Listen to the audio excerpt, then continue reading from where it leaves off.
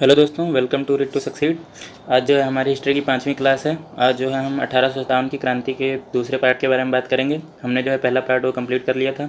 आज जो बचे हुए कुछ क्वेश्चन हैं इससे वो हम आज कंप्लीट सारे कर लेंगे। अगर आपने वो पिछली वीडियो नहीं देखी हैं तो हमारे यूट्यूब चैनल के प्लेलिस्ट में वीडियो जो है पड़ी हुई हैं, आप देख लें।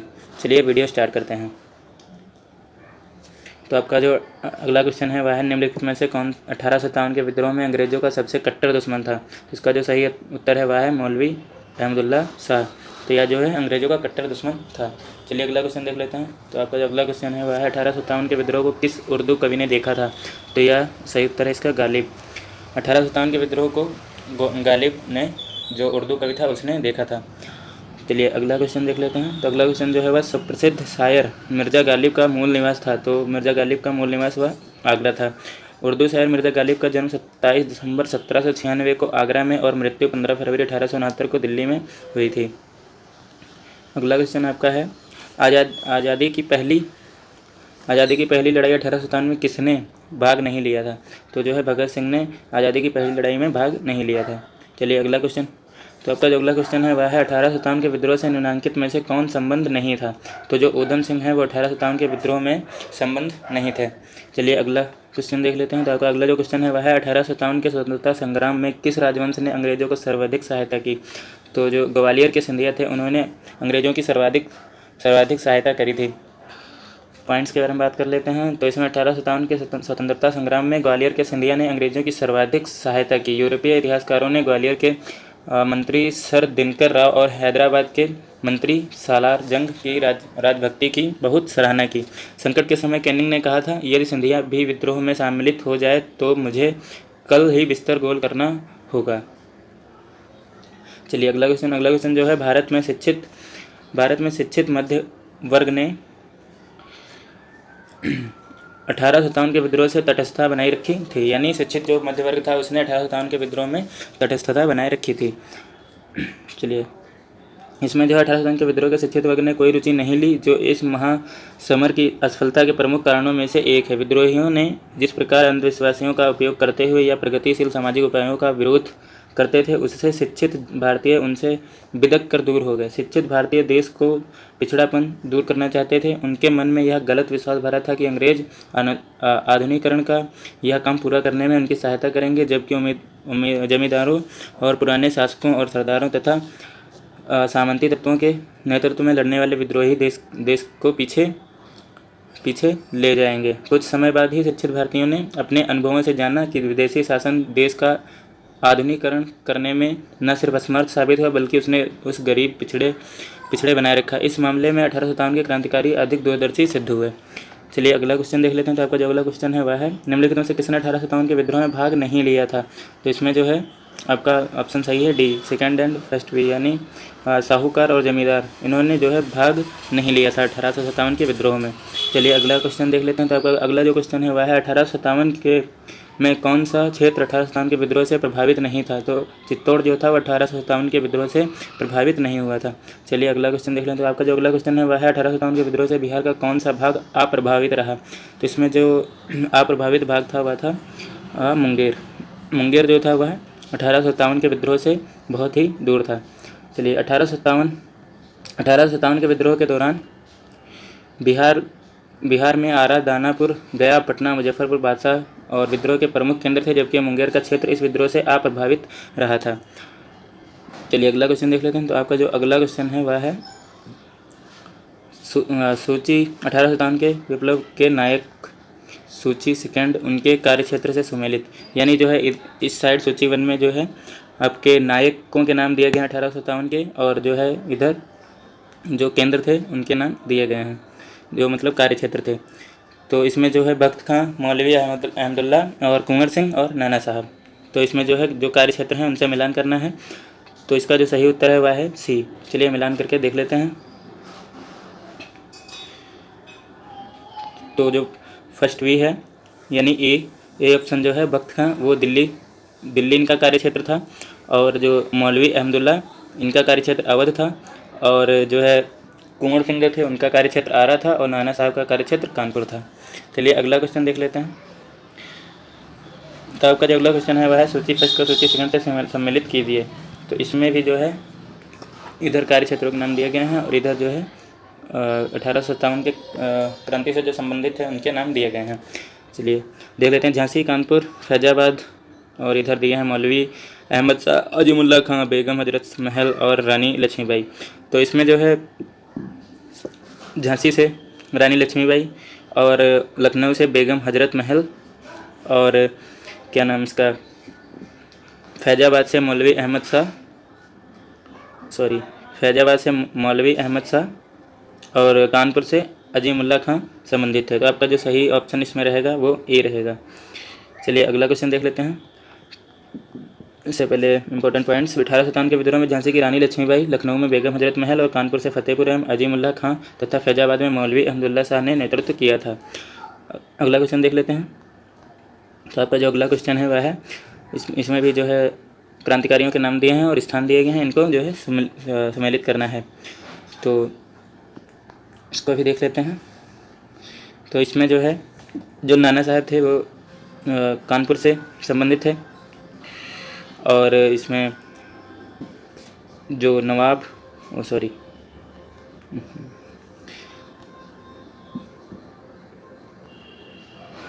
और इसमें जो नवाब हामिद अली खान जो थे वो दिल्ली से संबंधित थे और दिल्ली से संबंधित थे और जो मौलवी अहमदुल्लाह थे वो लखनऊ से संबंधित थे और मनीराम दीवान जो है असम से संबंधित है। तो इसका जो सही उत्तर है वो है ऑप्शन डी। तो यहाँ पे जो है इसके जो सही मिलान दिए गए हैं। नाना साहब कानपुर,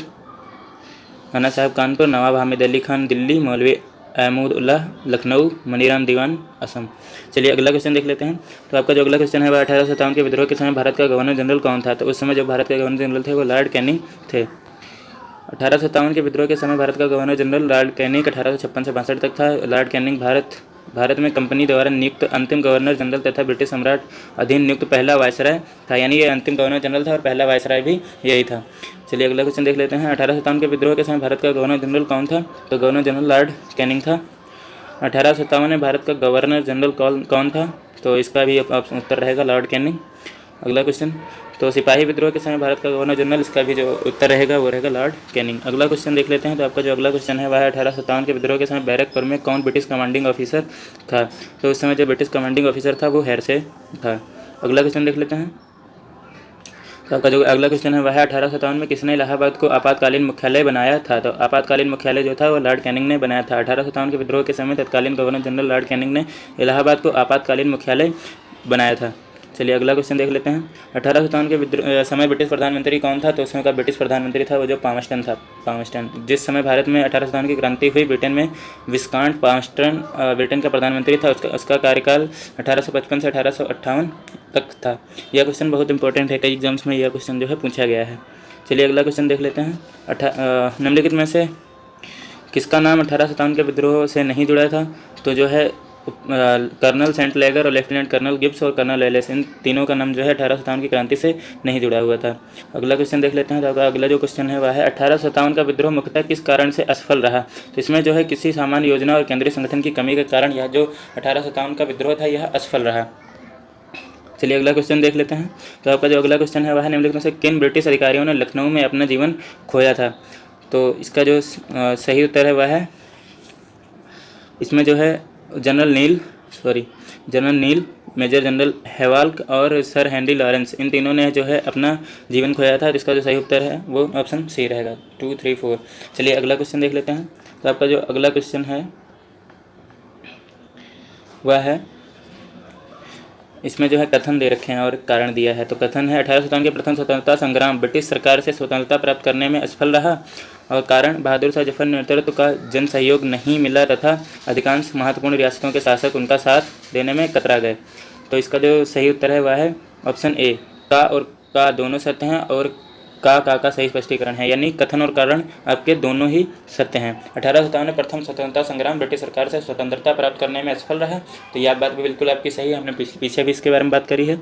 और जो बहादुर शाह जफर के नेतृत्व का जन सहयोग नहीं मिला और अधिकांश महत्वपूर्ण रियासतों के शासक उनका साथ देने में कतरा गए, यही सबसे बड़ी समस्या थी कि जो है कई शासकों का जो है इसमें सपोर्ट नहीं रहा। इसी वजह से 1857 का जो क्रांति थी वह जो असफल रही थी। चलिए अगला क्वेश्चन देख लेते हैं। तो आपका जो अगला क्वेश्चन है वह है निम्नलिखित में से किसने 1857 के विद्रोह का एक षड्यंत्र की संज्ञा दी। तो इसमें सर जेम्स आउटरम और डब्ल्यू टेलर ने जो है 1857 को षड्यंत्र की संज्ञा दी। चलिए अगला क्वेश्चन देख लेते हैं। तो आपका जो अगला क्वेश्चन है वह है आधुनिक इतिहासकार जिसने 1857 के विद्रोह की स्वतंत्रता की पहली लड़ाई कहा था। तो वी.डी. सावरकर ने 1857 के विद्रोह को जो है स्वतंत्रता की आज़ादी की पहली लड़ाई कहा था। वी.डी. सावरकर ने पुस्तक the Indian war of independence 1857 में इस विद्रोह को सुनियोजित स्वतंत्रता संग्राम की संज्ञा दी। उन्होंने स्वतंत्रता की पहली लड़ाई कहा था। चलिए अगला क्वेश्चन देख लेते हैं। तो आपका जो अगला क्वेश्चन है वह है 1857 के संग्राम को प्रथम स्वतंत्रता संग्राम का नाम किसने दिया। तो वी.डी. सावरकर ने दिया। भारतीय स्वाधीनता आंदोलन का सरकारी इतिहासकार था। तो इसका जो सरकारी इतिहासकार था वो एस.एन. सेन था। एस.एन. सेन था। 1857 के भारतीय स्वाधीनता आंदोलन के सरकारी इतिहासकार सुरेंद्र नाथ सेन ने जिनकी पुस्तक 1957 में प्रकाशित हुई थी। चलिए अगला क्वेश्चन देख लेते हैं। तो आपका जो अगला क्वेश्चन है वह है भारतीय भाषा में 1857 के विप्लव के कारणों पर लिखने वाला प्रथम भारतीय था। तो आपका जो प्रथम भारतीय थे वो सैयद अहमद खां थे, जिन्होंने 1857 के कारणों पर लिखा था। चलिए अगला क्वेश्चन देख लेते हैं। तो आपका जो अगला क्वेश्चन है वह है तथाकथित प्रथम राष्ट्रीय स्वतंत्रता संग्राम ने प्रथम राष्ट्रीय और न ही स्वतंत्रता संग्राम था, यह कथन संबंध है। तो यह कथन जो है आर.सी. मजूमदार से संबंधित है। आर.सी. मजूमदार अपनी पुस्तक the sepoy mutiny and the rebellion of 1857 को स्वतंत्र रूप से 1957 में प्रकाशित किया। मजूमदार ने 1857 के विद्रोह को तथाकथित प्रथम राष्ट्रीय स्वतंत्रता संग्राम ने प्रथम न राष्ट्रीय न ही स्वतंत्रता संग्राम कहा था। चलिए अगला क्वेश्चन देख लेते हैं। किसने लिखा था इस निर्णय से इनकार करना कठिन है कि तथाकथित 1857 का प्रथम राष्ट्रीय स्वतंत्रता संग्राम ना तो प्रथम था, ना राष्ट्रीय था, ना ही स्वतंत्रता संग्राम था। तो आर.सी. मजूमदार आपको पीछे भी इस क्वेश्चन के बारे में बता चुके हैं। तो अगला जो क्वेश्चन है वह 1857 की क्रांति के बारे में निम्नलिखित में से कौन सी एक अवधारणा सही है। तो इसका जो सही उत्तर है वह है इसने भारत में ईस्ट इंडिया कंपनी की शासन प्रणाली को मृतप्राय बना दिया। चलिए अगला क्वेश्चन देख लेते हैं। तो अगला जो क्वेश्चन है महारानी विक्टोरिया ने भारतीय प्रशासन को ब्रिटिश ताज के नियंत्रण में लेने की घोषणा कब की थी। तो 1 नवंबर 1858 को महारानी विक्टोरिया ने भारतीय प्रशासन को नियंत्रण में लेने की घोषणा करी थी। 1857 की क्रांति के दमन के पश्चात 1 नवंबर 1858 में महारानी विक्टोरिया ने भारतीय प्रशासन ब्रिटिश ताज के नियंत्रण में लेने की घोषणा की। इस घोषणा के बाद भारत में कंपनी शासनकाल समाप्त हो गया। भारत को सीधे ब्रिटिश क्राउन ने अधीन कर लिया और एक भारत मंत्री या सचिव तथा 15 सदस्यों वाली इंडियन काउंसिल की स्थापना की। मई तत्कालीन गवर्नर जनरल लॉर्ड कैनिंग को ही भारत का प्रथम वायसराय बनाया गया। चलिए अगला क्वेश्चन देख लेते हैं। तो अगला जो क्वेश्चन है सामग्री विक्टोरिया ने 1858 में घोषणा में भारतीयों को बहुत सी चीज़ें दिए जाने का आश्वासन दिया था। निम्न आश्वासनों में से कौन सा शासन ने पूरा किया था। रियासतों को हड़पने की नीति समाप्त कर दी थी। तो थैंक्स फॉर वॉचिंग। अगर आपको वीडियो अच्छी लगी हो तो लाइक करें, कमेंट करें, शेयर करें, सब्सक्राइब करें। तो 1857 की क्रांति से जितने भी क्वेश्चन बनने वाले थे सारे हमने इस वीडियो में कवर कर लिए हैं। अगर आपने पिछली क्लासेस को नहीं देखा है तो वो भी हमारी प्लेलिस्ट में जाके देख लें। और जो है आपकी ज्योग्राफी की क्लासेस भी इसी चैनल पे चलाई जाती हैं तो वो भी आप देख लें। तो आपको जितने भी घटना चक्र से क्वेश्चन हैं सारी पूरी घटना चक्र की 2020 की पूरी सीरीज़ कराई जाएगी। चलिए वीडियो को शेयर करते रहिए।